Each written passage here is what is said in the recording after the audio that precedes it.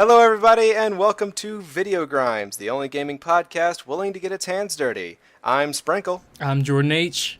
I'm Saige. Today, we're going to be talking about modding, because modding is fun.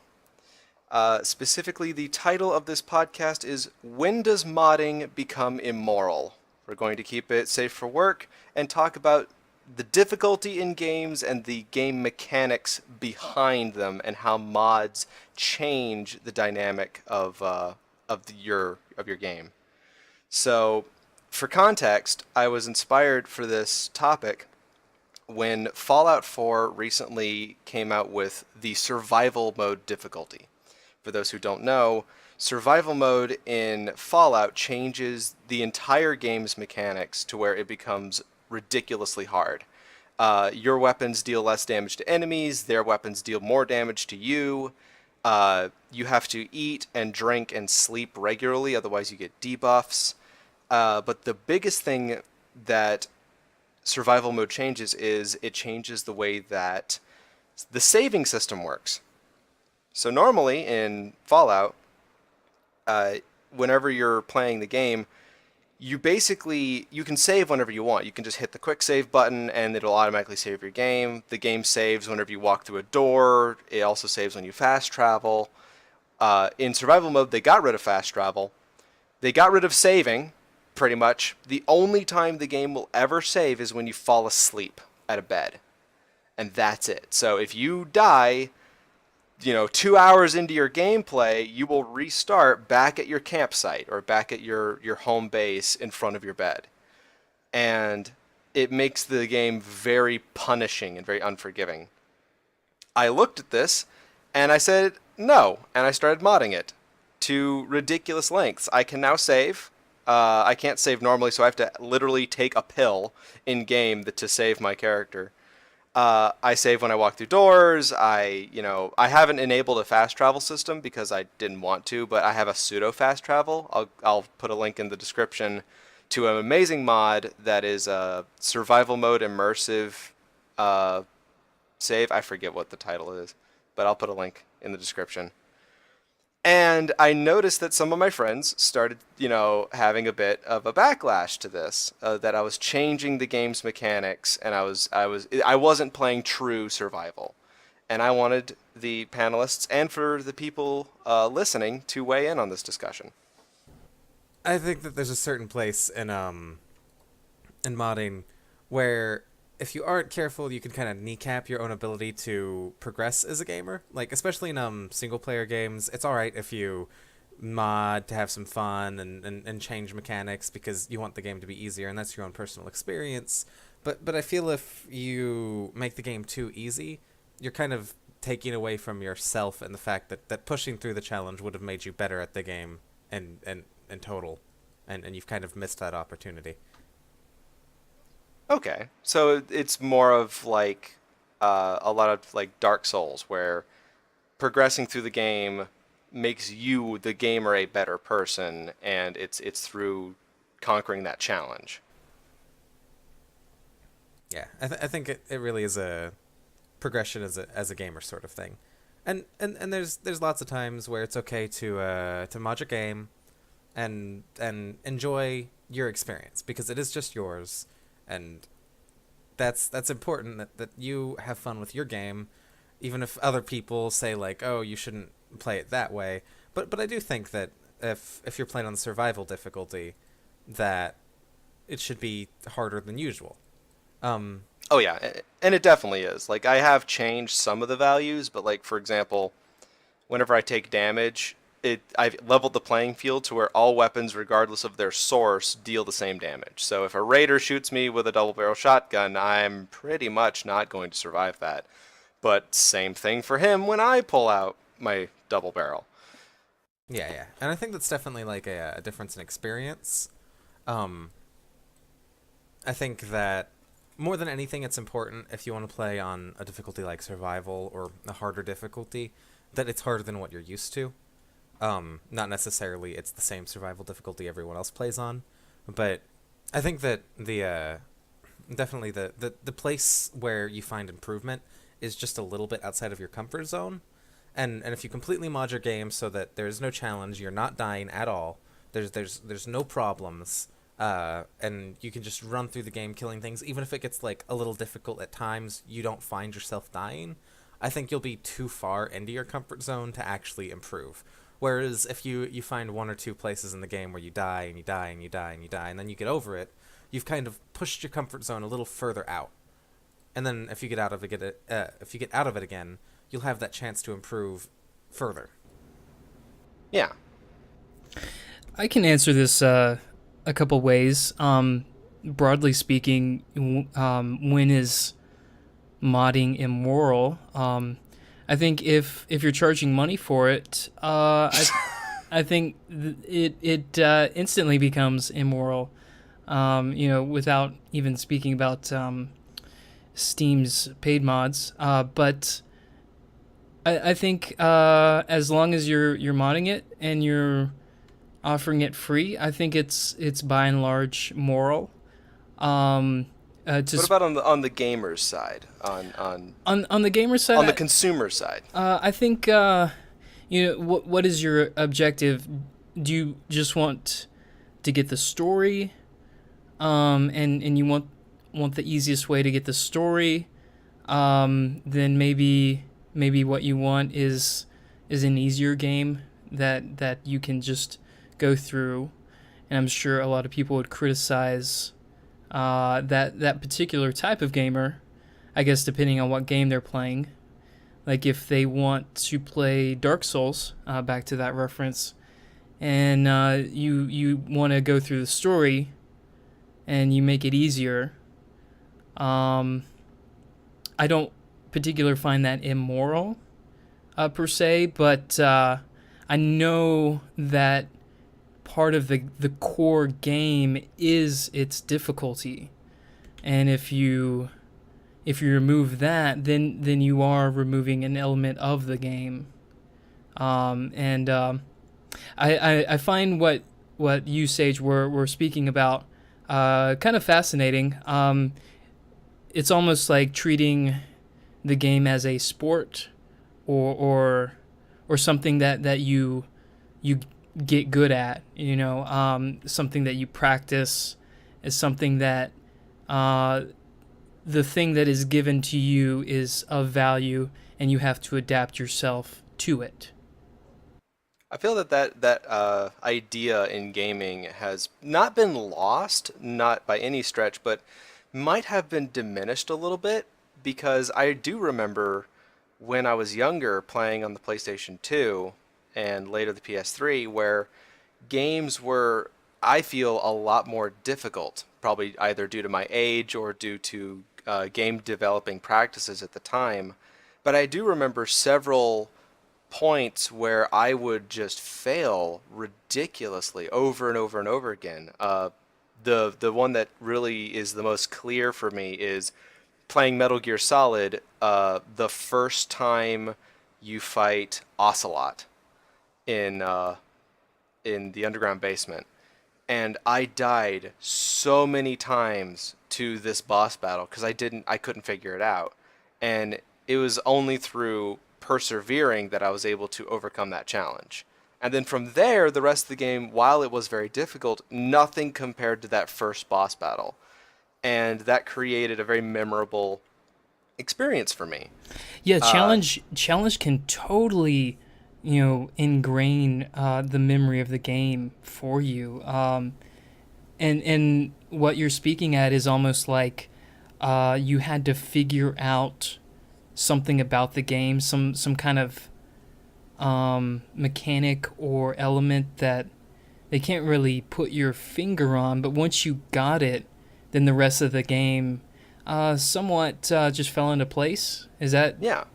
Yeah, and it was definitely an element that I figured out, because ever since then, I replayed Metal Gear Solid, the original, so many times I really couldn't count. At first, I actually kept a tally of how many times I'd beaten the game, but after around the 20 mark, I just started losing track. Then your But walls I, started to look like you were in a apocalypse bunker. yeah, pretty much, Yeah. yeah. I may or may not have slept in a cardboard box in the middle of my room as a kid.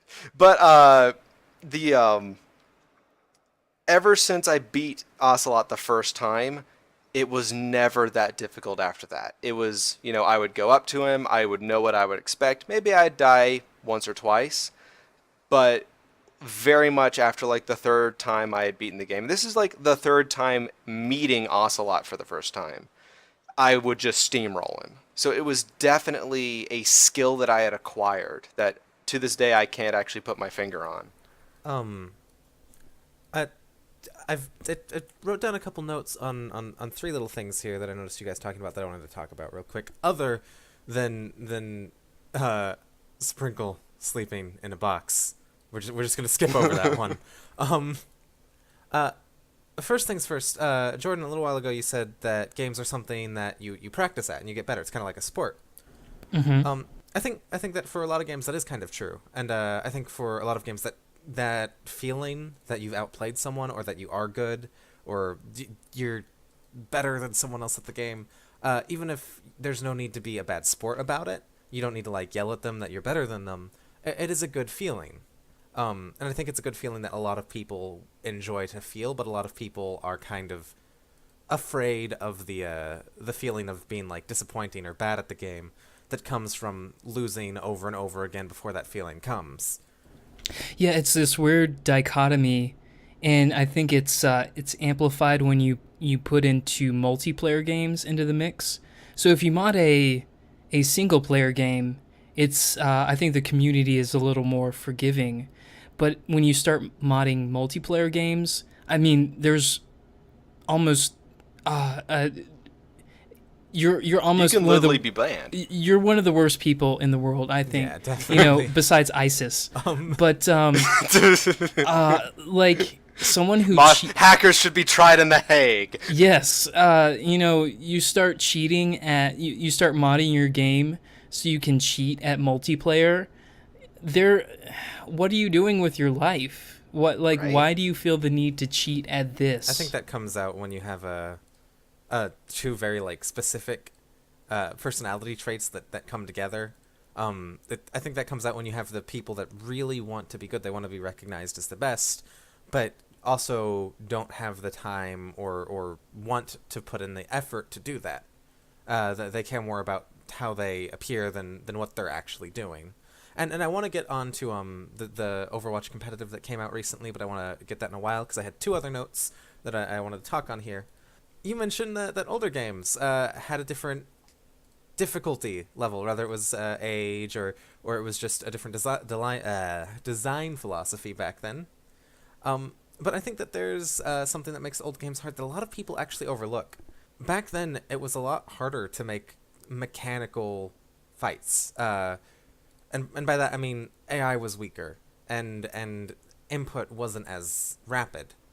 So you have a lot of like input lag and you have a lot of these things that make for a difficult game but a frustrating one.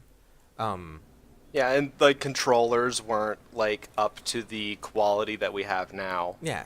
You had less options in an older game, and the game I feel was more difficult because you were more limited in the things that you could do. But very similar to a Dark Souls game, actually, because one of the big things about older games and Dark Souls, and something they have in common, is they're both very based on choreography over actual, like, reflex.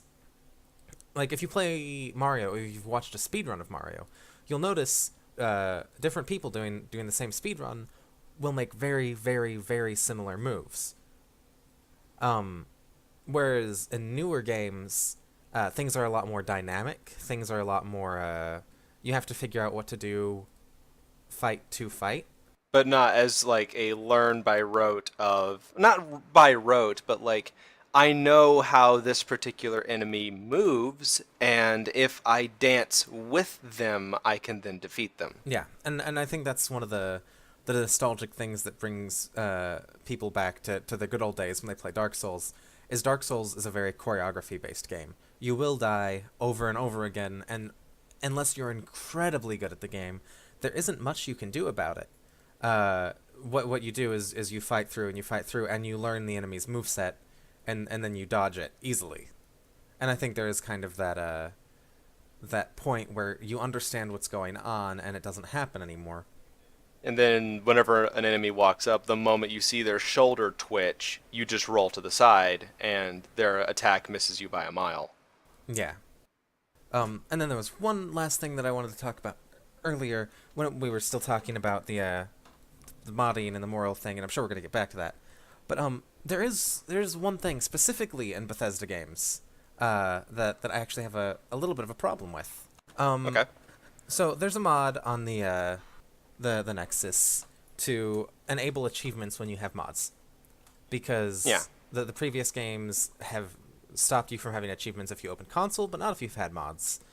And there's lots and lots of mods on the Nexus and on the Workshop and other places, like Bethesda.net, to make the game easier, whether it's in survival or just easier in general.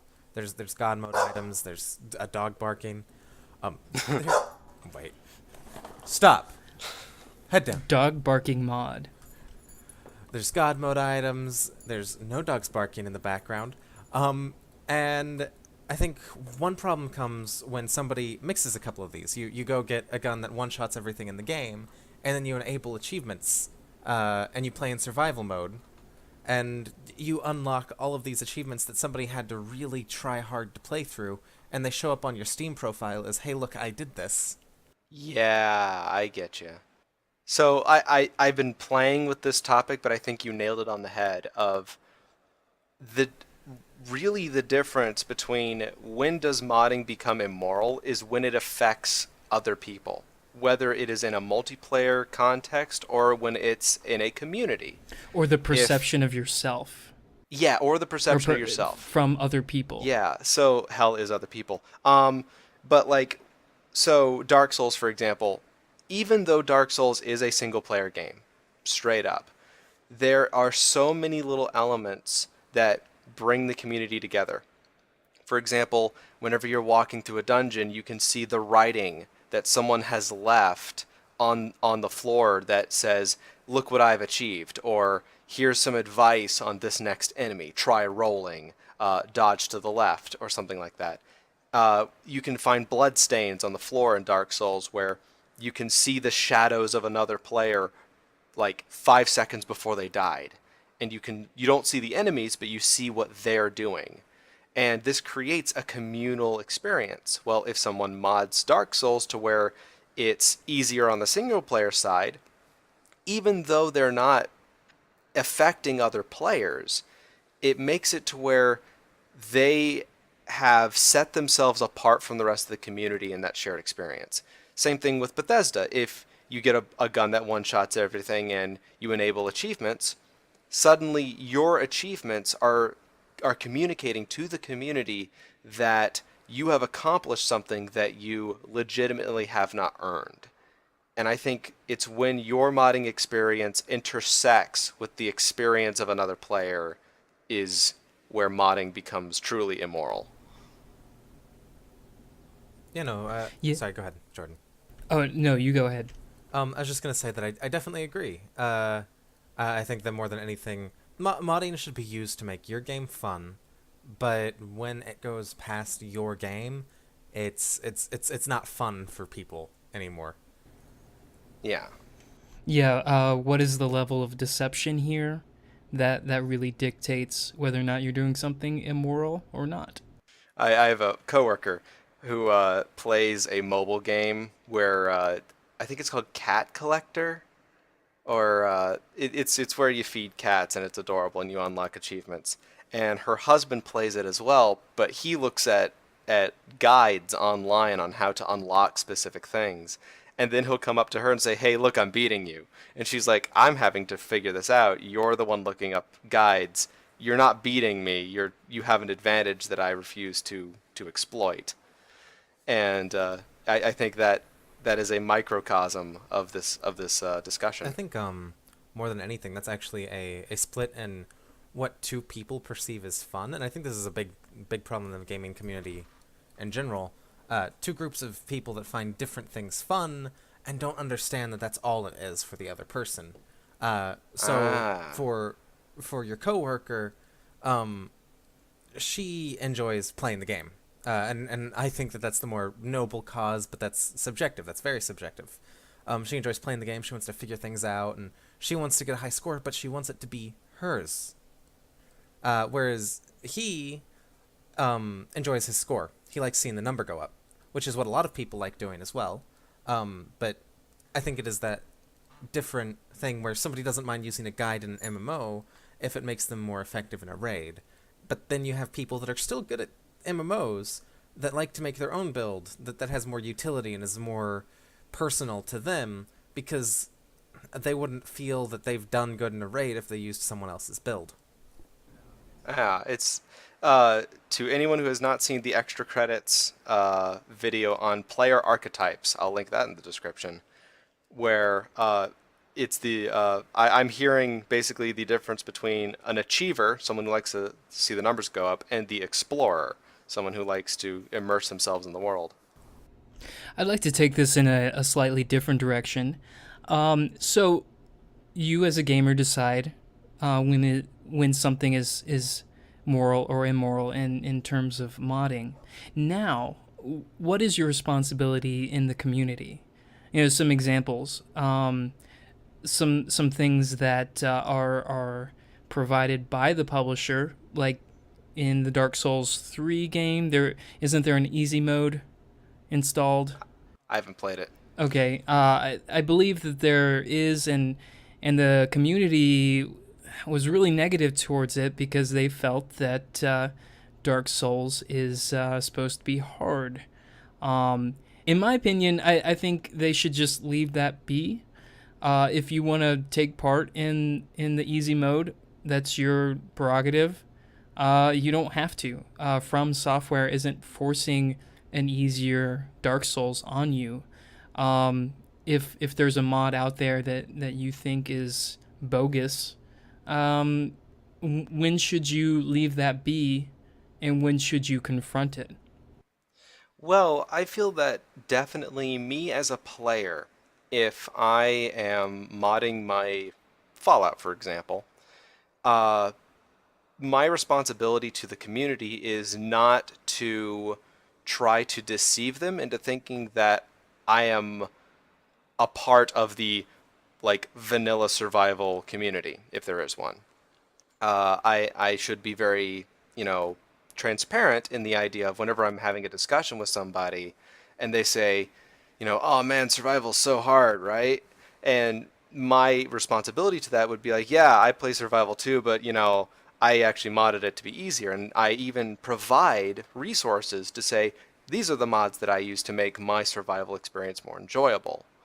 And I think it's my responsibility as a part of the community, as a gamer who's modded their game, is to be upfront with the fact that I've modded my game, and to those who want to join me on our modding adventure, provide resources, and to those who don't approve of my using mods, at least they know upfront that I'm not a part of their community. And I think me as a gamer, I should be okay with that. I should be perfectly okay with not being a part of the survival community. I identify far more with the role players who play Fallout, and I should really just identify more with them because my modding experience doesn't hamper that. You obviously come from the D&D community where you make the game your own, and it's your game and it's your rule set. You say that this is how I want this thing to play. This is the overarching rule, and you can have something different in your game. Dungeon Master for life. Hashtag. Question: Do you put your mods out online? Do you offer them to people? Well, I haven't actually created any mods specifically. I always download other people's, but if I do develop a mod, I did for Skyrim. There were a couple of mods for Skyrim that I did develop that I offered to the community. Very small things though that were like we're talking about like changing the location of a chair or like fixing a rock that in some far-flung dungeon that was just so glitched and I was fed up with it so I deleted the rock. Um, but yeah, like if you discover a way to change the game to make it easier, I think you should share that with the community because someone might have your exact same problem. And there are some mods that, change too much. There's some mods that don't change this quite the thing that you want. So when you do develop something, yeah, give it to the community. Someone out there is going to need your specific mod, even if it's one person. Okay, my question was, I was just wanting to see if there was a lot of pushback or a little pushback or how much criticism you received from your mods. No, no. Okay. It's more like the argument of, are you bettering yourself as a player by changing the game to be easier? And my response to that in Fallout's context is I just fought a surprise Mirelurk Queen and I died probably like 30 times before I finally beat the motherfucker. And that was an extremely challenging experience. I didn't use any of my mods. Like I didn't go into God mode and just, gun her down. I hid in a corner, cheesed the AI, and like poked out and just shot her in the face every time I could get a chance. And I probably ate like half of my stem packs. And my follower was completely worthless. Like she just got annihilated at the very beginning of the match, and she was holding my rocket launcher. So I couldn't just run up and be like, "Hey, give me that rocket launcher." No, I was on my own.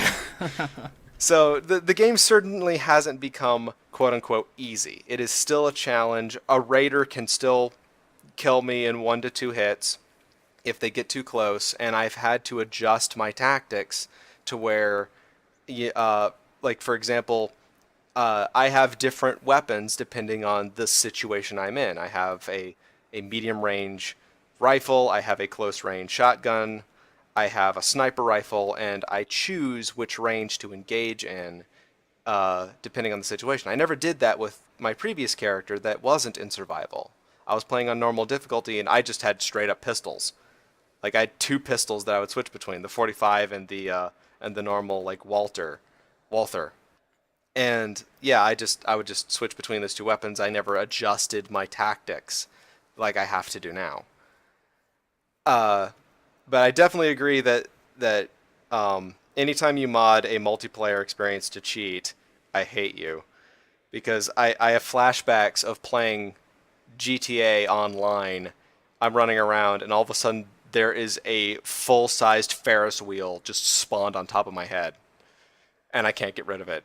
And then like a box spawns around me, and then like a shark like bursts out of my chest, and then Yeah. I'm running around with all this. He's not actually joking. He legit was a shark on a Ferris wheel once, and he was pleading with the rest of the session, saying, "No, I'm not the one cheating. Somebody's being mean to me." Until he just left because he didn't want people to be mean to It him. was really horrible, and there was actually now this is the insidious part. There was a mod. I think it was changed in GTA, but you could make it to where it looked like someone else killed somebody. So the instant that I would like, if someone's really dicking with me and like setting my character on fire, and like, but I'm not taking damage, and then like any car that I touch explodes. The moment that I say anything on the chat of like, oh god, this isn't me, suddenly I'll see my name pop up, and then like everyone in the server dies.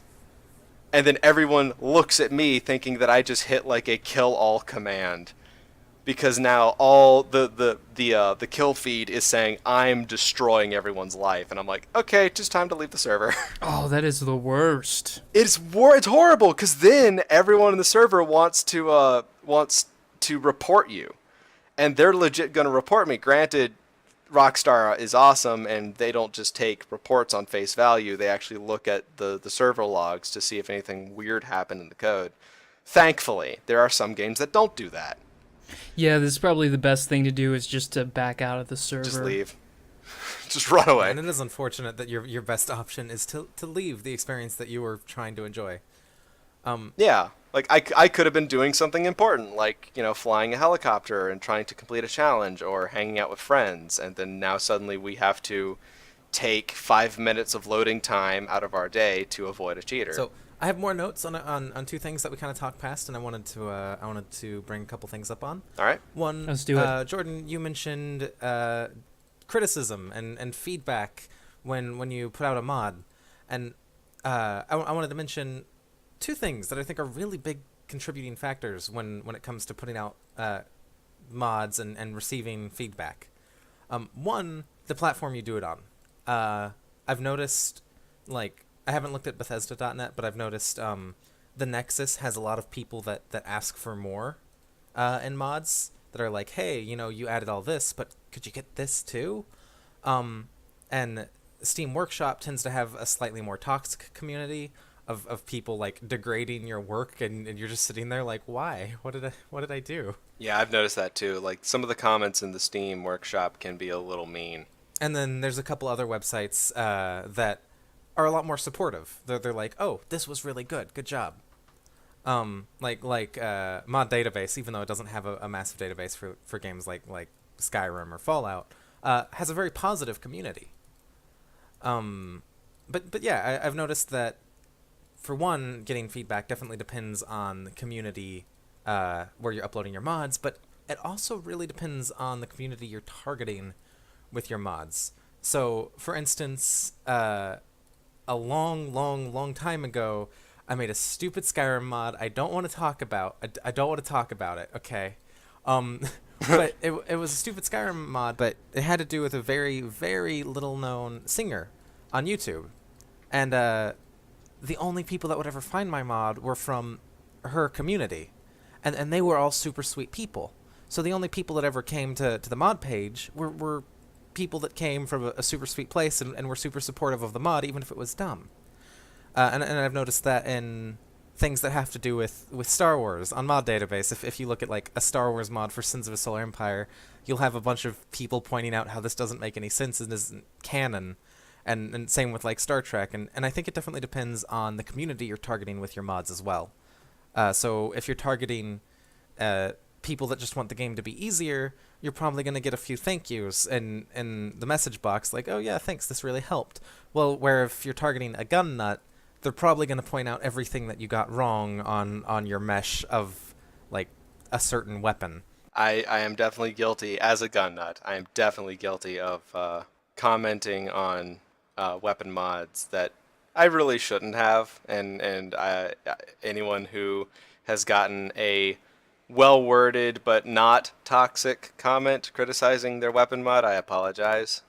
I guess a good point here is to, it's easy to criticize the bad mods, especially the ones that that harm us in some way. By you can go after them through reporting them or whatever. But if you find a good mod, let the creator know. Let them know that you enjoyed it. Maybe if there's something that some sort of constructive criticism you'd like to add, deliver that. But I think we need more supportive comments in the internet, and I'm guilty of this. It's easy when you don't like something, that anger or that negativity is a good fuel for you to call out something. But when we like something, we just consume it and go on with our day. But I think we should maybe go out of our way to leave positive feedback on stuff. I agree. And with that, we're running a little short on time, so I would like to thank Jordan Aech and Saige for joining me on this wonderful discussion. Everyone listening, please leave comments. We would love to know how you stand on this topic, and share your experiences both with some awesome mods that made your game a better experience, as well as when did a cheater ruin your day, and we can talk about that too. Thank you everybody for listening, and goodbye. Bye. Thanks. See ya.